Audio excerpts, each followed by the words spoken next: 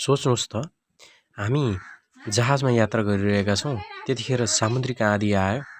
बेगले हावा चलेर छालहरूले चाहिँ जहाजभित्रै धक्का दिन थाल्यो भने कस्तो अनुभव होला। त्यतिखेर साँच्चै नै बहुत मुस्किल हुनेछ। जहाजको त्यत्रो भारवहन क्षमतालाई सानो सामुद्रिक आँधी होइन, सामुद्रिक आँधी भनेको विशाल विशाल विशाल भीमकाय जहाजहरू पनि हल्लाउन सक्छ भने त्यही कारणले गर्दा सामुद्रिक आँधी भनेको त बहुत जटिल हुँदो रहेछ नि। तपाईले त्यसको बारेमा प्रत्यक्ष रूपमा यो भिडियोमा हेर्न सक्नुहुनेछ। कस्तो हुन्छ सामुद्रिक आँधी, त्यसले जहाजभित्र छालले कस्तो असर गर्छ, मान्छेहरू कति अतालिन्छन्, मान्छेहरूले के सुरक्षाका नियमहरू पालना गर्छन्, कति सुरक्षित हुन्छन् र जहाज के हुन्छ आदि बारेमा तपाईले यस भिडियोमा पूर्ण जानकारी पाउने हुनेछ। जहाज आफ्नो बाटोमा हिँडिरहेको थियो। सूचना त थियो, तर त्यो सूचना अनुसार यतै आउने भन्ने जुन कल्पना थियो आँधी र तुफानको, त्यो अलि गडबड हुन गएको थियो र जहाजको स्पिड आफ्नै द्रुत गतिमा थियो। त्यति नै खेर सामुद्रिक आँधी आयो र सामुद्रिक आँधीको छालले गर्दा जहाजभित्र ठोकिन थाल्यो र जहाजभित्र पानी यसरी पस्यो कि जहाजका मान्छेहरू अतालिन थाले। जहाजले सुरक्षाका विभिन्न साधनहरू प्रयोग गर्न थाल्यो। जहाजको मूल ढोका खोलिन थाल्यो। जहाजका यात्रुहरू अत्तालिँदै सेफ्टी सुरक्षा कसरी गर्न सकिन्छ भन्नेतिर ध्यान दिन थाले र बिस्तारै उनीहरू जब जहाजभित्र पानीको छालहरू प्रवेश गर्न थाल्यो त्यसपछि उनीहरू कसरी सुरक्षित हुन सकिन्छ, कसरी यहाँबाट चाहिँ अर्को ठाउँमा जान सकिन्छ, सुरक्षित रूपमा यात्रा कसरी गर्न सकिन्छ भनेर सोच्दा सोच्दै जहाज यस्तो अवस्थामा आइपुग्छ, केही गर्न नसक्ने अवस्थामा पुगिन्छ। त्यस्तो अवस्थामा मान्छेहरू यस्तो हुँदो रहेछन्, जबकि यसमा यस्तो एउटा दृश्य पनि देखिन्छ। जहाजबाट ज्यान जोगाउनका लागि एउटा बोटमा हाम फालेको समेत देखिन्छ। जबकि मान्छेलाई आपतकालीन अवस्था आइलाग्छ नि, त्यतिखेर मान्छेले नसक्ने कुराहरू पनि गर्दो रहेछ। त्यस्तो माथि जहाजबाट यसरी हाम फालिएको छ, त्यो बच्यो अथवा बचेन, त्यो सम्पूर्ण भिडियोबाट तपाईले हेर्नुहुनेछ। र जहाज कसरी सुरक्षित रूपमा जमिनमा आइपुग्यो अथवा जहाज डुब्यो त्यो पनि तपाईले यो भिडियोमा थाहा पाउनुहुनेछ। त्यसको लागि तपाईले मेरो च्यानललाई सब्स्क्राइब गर्नुहोला। समुद्रमा भयानक आँधी आउँदा जहाज कसरी सुरक्षित रहन्छ?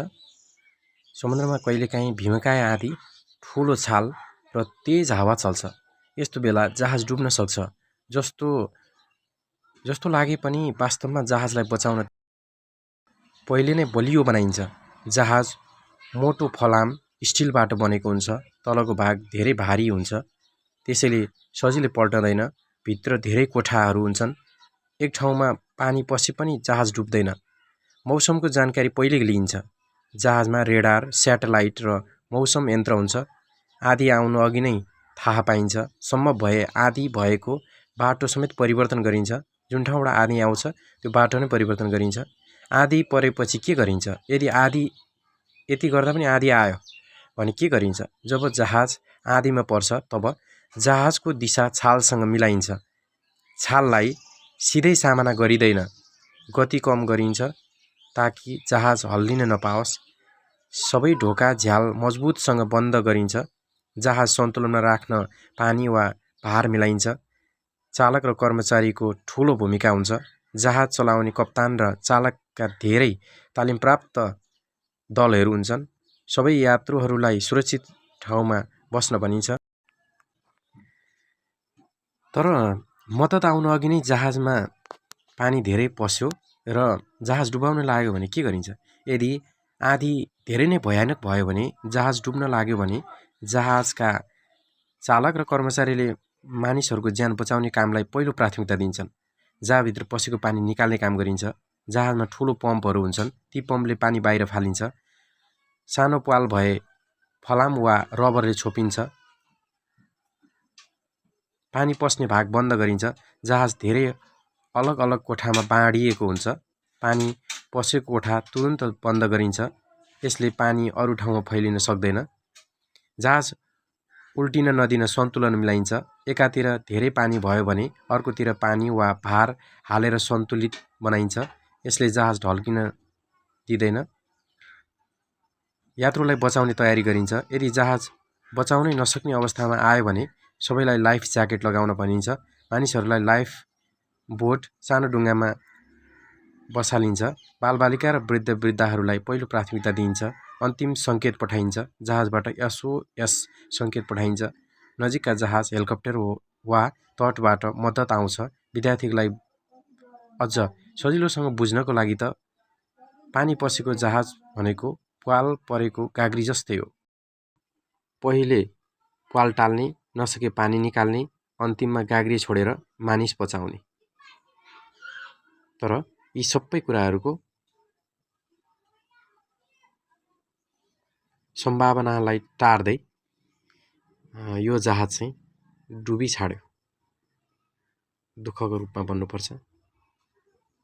यस्तै जानकारीका लागि तपाईले मेरो भिडियोलाई मेरो युट्युब च्यानललाई सब्स्क्राइब गर्नुहोला, लाइक गर्नुहोला र सेयर गर्न पनि नभुल्नुहोला। विद्यार्थीको लागि अझ सरल रूपमा यस्ता ज्ञानवर्धक कुराहरू म बाँड्नेछु।